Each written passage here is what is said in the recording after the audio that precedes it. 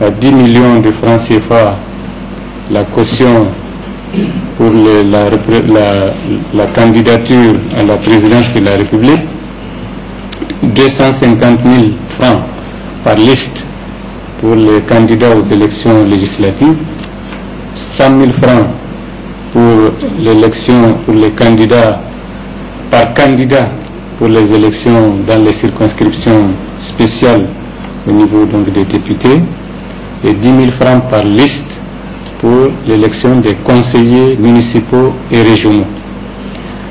Donc ces questions ont été largement débattues, débat de fond, dans la convivialité parfaite, et nous sommes parvenus à un consensus général. Le Conseil national du dialogue politique est en train de retrouver son esprit, a déclaré le Premier ministre Brigitte Raffini, président du Conseil. Disons que c'est dans un climat apaisé que se sont déroulés cette fois-ci les travaux du CNDP. La marche est autorisée pour faire montre de son mécontentement ou revendiquer ses droits. Seulement, le plus souvent, ces marches ne sont nullement pacifiques et l'on assiste à des actes organisés de vandalisme, des actes condamnés vigoureusement par bon nombre de citoyens, comme c'est le cas de ces manifestations des élèves à Niamey. Mohamed Soumana, Zainabou Balmé.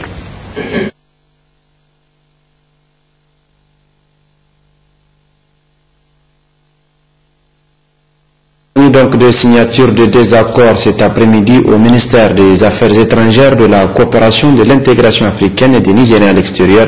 Ces accords signés par la ministre déléguée à la coopération et l'ambassadeur du Japon au Niger portent sur un premier don de financement du projet de construction des établissements d'enseignement secondaire au Niger à hauteur de 6 milliards 100 millions de francs CFA et un deuxième don relatif à l'augmentation de la production alimentaire à environ 1 milliard 900 millions de francs CFA. Un appui qui vise à accompagner le Niger dans le domaine de l'éducation et à contribuer à la sécurité alimentaire. Achet Moukela, Askou Jibrilla. Améliorer le bien-être des populations nigériennes en leur offrant notamment une éducation de qualité dispensée dans des conditions confortables et en leur garantissant une sécurité alimentaire constitue aujourd'hui l'une des priorités de la 7e République. La signature de deux accords dans le domaine de l'éducation et celui de la production alimentaire d'un montant d'environ 8 milliards de francs CFA vient concrétiser une fois de plus cette vision de nos autorités grâce notamment à la coopération japonaise. Le premier don servira à financer le projet de construction des établissements d'enseignement secondaire au Niger à hauteur de 1 milliard 223 millions de yuans, soit plus de 6 milliards 100 millions de francs CFA. Ce don est destiné à la construction de salles de classe dans des établissements scolaires secondaires, de cabines d'hygiène et de blocs administratifs, ainsi que l'équipement de mobilier scolaire. Le choix de ce projet se justifie par le fait que l'éducation constitue une base fondamentale pour enrichir les ressources humaines. Quant au deuxième projet, intitulé Don relatif à l'augmentation de la production alimentaire en République du Niger, venant en aide, plus particulièrement aux agriculteurs défavorisés au titre de l'année fiscale 2012, dénommé KR2 2012, et d'un montant de 380 millions de yuans, soit environ 1 milliard 900 millions de francs CFA. L'éducation et la sécurité alimentaire qui viennent de bénéficier de ce don occupent également une place de choix dans le programme de développement économique et social PDS du gouvernement. Cela se justifie par la construction continue de classes en matériaux définitifs et la mise en œuvre de l'initiative 3N, les Nigériens nourrissent les Nigériens, qui vise l'autosuffisance alimentaire. C'est pourquoi cet appui du Japon, qui traduit la volonté commune des deux pays et qui est déjà défini dans la TICAD 5, est hautement accueilli et salué par la partie nigérienne qui s'en réjouit. Ces gestes témoignent de l'excellence de la coopération entre le Niger et le Japon, qui couvre tous les secteurs sociaux de base, une coopération directement ressentie et appréciée par la population. La présente cérémonie, qui marque aussi le début de la réalisation d'une promesse déjà faite dans le cadre du plan d'action de Yokohama 2013-2017, dans ses chapitres 2 et 3 relatifs au développement des infrastructures, la mise en valeur des ressources humaines et l'autonomisation des agriculteurs en tant que principaux acteurs économiques. À cet égard, je puis vous assurer, Monsieur Excellence l'ambassadeur, que l'objectif du gouvernement du Japon devrait, aux côtés du Niger, pour une croissance de qualité, à travers, entre autres, la construction d'une société exclusive et résiliente, sera atteint. À travers ces accords, le gouvernement japonais n'est pas à sa première expérience au Niger. De gros projets ont été déjà réalisés dans le domaine de la valorisation des eaux, la construction de forages et le renforcement des capacités des agents publics dans plusieurs domaines à travers les offres de stage. Tout ceci démontre que les relations de coopération entre le Japon et le Niger sont au beau fixe. Signature également d'un protocole d'accord entre le ministre délégué au budget et le syndicat national des agents des impôts cet après-midi même à Niamey. Suite à cette signature, le mot d'ordre de grève de 48 heures prévu sur toute l'étendue du territoire national est suspendu. Suivons à ce propos les interventions des deux parties.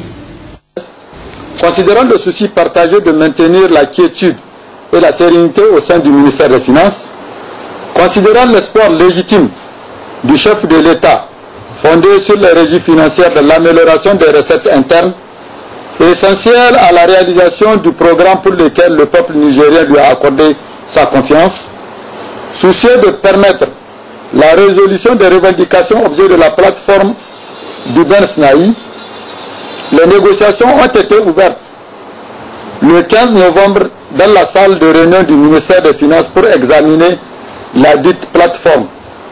Le ministre des Finances et le Ben Sinaï ont convenu de ce qui suit. Au vu de tout ce qui précède, le préavis de grève du Sinaï est levé et nous demandons à nos camarades de rejoindre leur poste de travail dès demain matin.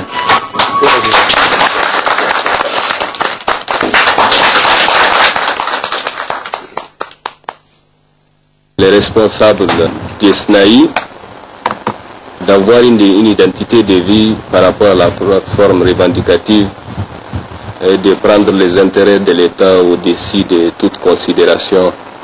Et je pense que à ce titre-là, vous êtes les partenaires du ministère des Finances et vous êtes aussi des agents du ministère des Finances de ce point de vue.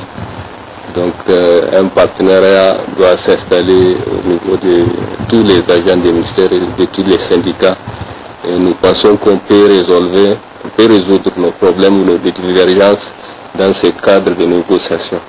Et nous nous engageons au niveau du ministère, en tout cas, à traiter tous les partenaires ou tous les syndicats affiliés à notre ministère de manière très rationnelle et de manière très raisonnable.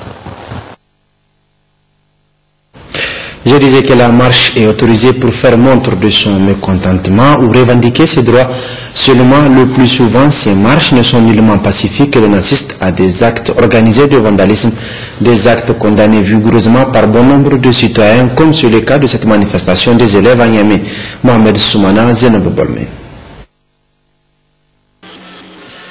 Se basant sur le postulat que toute revendication, si elle s'avère légitime, est de facto cautionnée, mais si cette revendication sort du cadre légal ou occasionne certains agissements d'une quelconque brutalité, cet acte perd toute légitimité et devient simplement et purement du vandalisme, un acte délibéré dépourvu de toute droiture. Et c'est malheureusement ce à quoi on assiste le plus souvent lors des marches et autres manifestations, des bavures causant d'énormes dégâts et même parfois l'irréparable, comme l'attestent ces images tranchant avec tout acte citoyen. Tout ça là, vraiment c'est pas bon. C'est parce qu'on a failli dans l'éducation, parce qu'on doit apprendre aux enfants le respect du bien public. Parce qu'après, les routes là, c'est eux qui vont repasser et leurs parents qui vont repasser sur les routes là. Il y a encore les voitures qui saccagent aussi, c'est les voitures de leurs parents. Donc c'est à l'école qu'on doit les apprendre à respecter le bien public dès la maison. Et le bien là, c'est pas pour l'État, c'est pour tout le monde. L'État investit et nous détruisons. Donc je crois que l'investissement va dans l'air. Donc c'est dans ce sens-là que je crois il faut que ces genres de pratiques soient abandonnés au niveau de la population. Je lance un appel à l'endroit aussi de ces élèves, des élèves, pour qu'ils puissent savoir une chose, que le Niger nous appartient à tous. Demain, c'est eux qui seront les dirigeants de ce pays. Ils doivent faire beaucoup attention, d'éviter vraiment les casses, parce que ça ne peut pas permettre le développement. Et les parents aussi, chacun, en tout cas, est responsable dans sa maison. Donc vraiment, on doit interpeller ces enfants pour dire de faire beaucoup attention. Le bien, ce qui appartient à tous, doit être bien et très bien protégé. Et pourtant, ces acteurs assistent à des échanges et autres sensibilisations de nature à les mettre à l'abri des dérives. À la veille de ces genres de manifestations, nous avons ce qu'on appelle des organisateurs, des encadreurs de la marche. Ce sont eux qui sont censés suivre les militants, pas à pas, du début jusqu'à la fin de ces manifestations, plus précisément les marches. Dans nos échanges avec nos petits frères, d'habitude on leur dit les marches, de savoir comment organiser les marches. Les marches sont toujours pacifiques, nous le savons. Les biens publics, comme l'indique leur nom, profitent à tous et ces biens ont pu voir le jour grâce à l'argent du contribuable. Nous nous devons donc de les protéger. Aucun droit ne donne celui de porter atteinte à l'ordre institutionnel et ne dit-on pas que le droit d'une personne s'arrête là où commence celui d'autrui. Autrement dit, l'on ne peut en aucun cas causer préjudice aux autres en prétextant se faire justice. Organisé par la section lycéenne et collégienne de Niamey. Donc à cet effet, nous recevons sur ce plateau M. Zakari Hima Barkiré, directeur régional des enseignements secondaires de Niamey. M. Zakari, bonsoir. Bonsoir, Chabari. Vous venez de suivre ce reportage avec nous et quel retour faites-vous de ces manifestations organisées par les élèves de Niamey?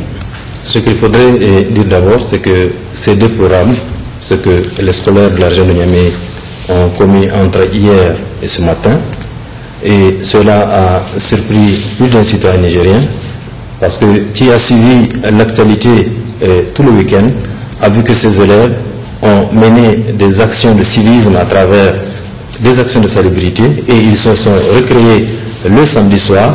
Personne ne s'attendait à ce que le lundi matin, subitement que les élèves sortent alors qu'ils n'ont averti personne.